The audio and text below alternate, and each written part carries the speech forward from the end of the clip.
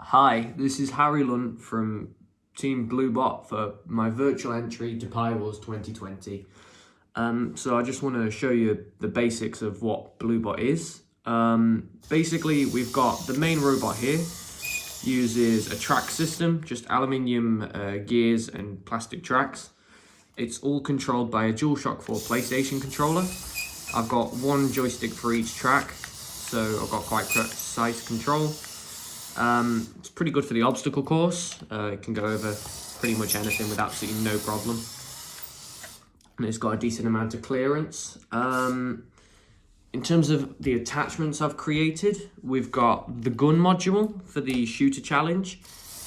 Uses a 3-pin connector, homemade, and then a 5-volt line for the Arduino Nano microcontroller.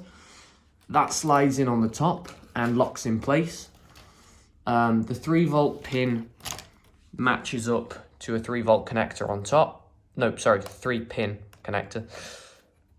And the 5-volt line goes down onto here. This a ground line and a 5-volt line, which is coming off the power bank.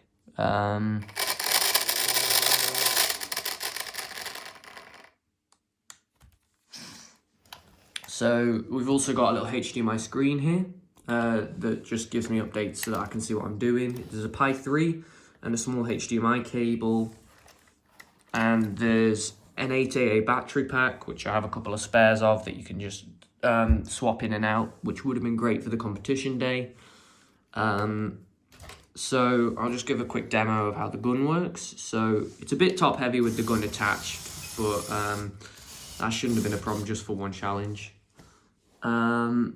You use the triggers on here to tilt the gun, so you can tilt it up and down. And there's a laser pointer, you can see on the door over there, of where it's roughly going to hit. This is slightly over the range I think it would have been on Pi Wars. And then you can press that to fire. Normally the first 2 darts aren't as accurate as the later ones.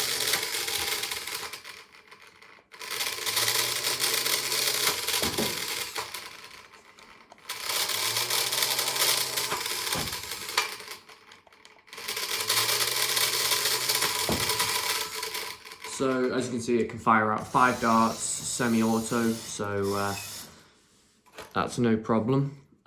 We also can swap in the gun and replace that with a first-person view camera, which also has a gimbal, which just would have been for the maze challenge. You can control the tilt on that as well from the phone. And yeah, that would allow for first-person view during that challenge.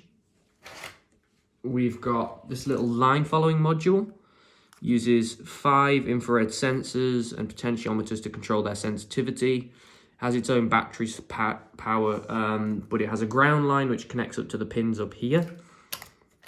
And it has these 5 connectors here that just hook onto the corresponding ones here. There's a couple of attachments that go on the front, so you can just unscrew these little screws and clip them on the front, and then screw these back in to hold them tight.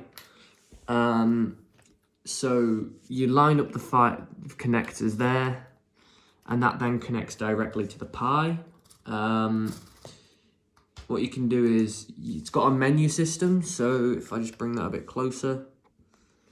At the minute you're in firing mode, so by pressing the home button on the controller, you can take it out of firing mode, and you can put it in either radio control mode, which is for the obstacle course or any other driving challenges, or you can put it just into line following mode, and then you can automatically turn the line on and then stop it, and then you can come back out of line following mode.